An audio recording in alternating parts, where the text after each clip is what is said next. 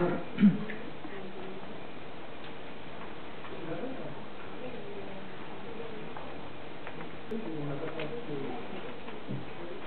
Madame Bouillon vous a remarqué qu'on a baissé un petit peu, d'ailleurs, les quotients d'une année sur l'autre, puisque lorsqu'on prend l'année 2009, pour les moins sur le séjour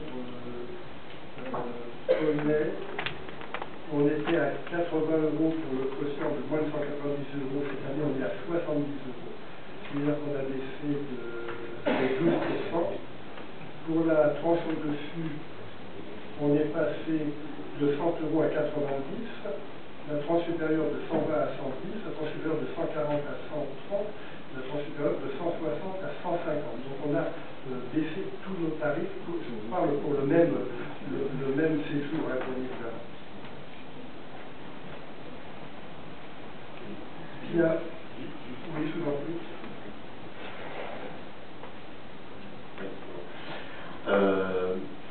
Juste une petite... Donc je suis ravi d'apprendre que vous allez remettre à plat le quotient familial.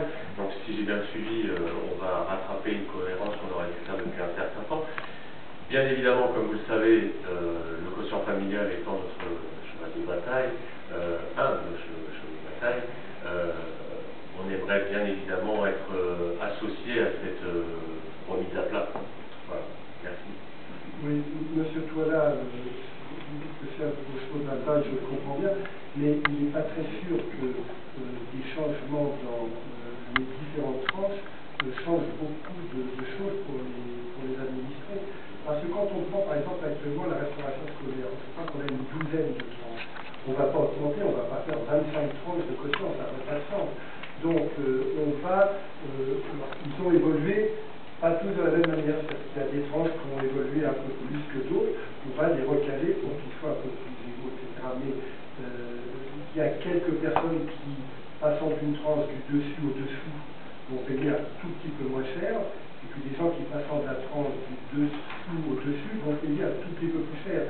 Mais on n'aurait pas de quotient familial. On pourrait dire, en faisant des quotients familiaux, on va arriver à davantage de justice en fonction des revenus, mais comme on a déjà 12 tranches, ça va faire que de l'ajustement, hein, sauf si on trouve un système sur lequel on est en train de travailler, mais qui est très complexe, qui permettrait d'être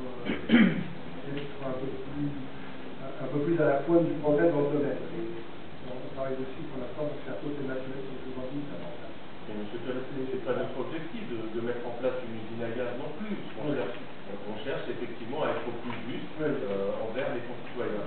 Mais pour ce faire, et c'est en ce sens-là où nous avions demandé des éléments statistiques, c'était aussi, on voulait jouer notre rôle d'opposition et apporter aussi notre contribution. Et c'est dans ce sens-là qu'on vous avait fait donc cette demande de chiffres, de statistiques. Et donc je voudrais juste souligner par la même occasion que vous avez répondu à la CADA, vous n'aviez pas les statistiques. Effectivement, puisque les documents qui étaient demandés par M. Angelique ne correspondent pas à des documents existants. Ah, c'est sur la formulation. M. Angelique a demandé un certain nombre de documents. Ces documents n'existent pas, tels qu'il les a demandés. D'accord. C'est un problème de... Et quand M. Angelique a saisi la CADA avant que j'ai eu le temps de lui répondre, je n'ai pu répondre à la CADA que ce type de document n'existait pas.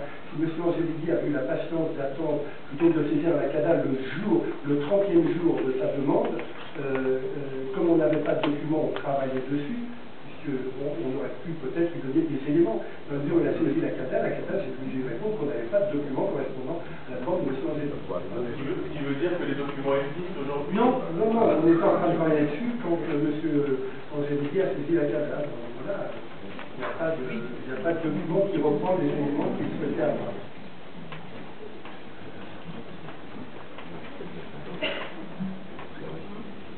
Je passe au voie ce mini-séjour de vacances d'été. Y a-t-il des avis contraires? Il n'y en a pas, des abstentions non plus adoptées à l'unanimité.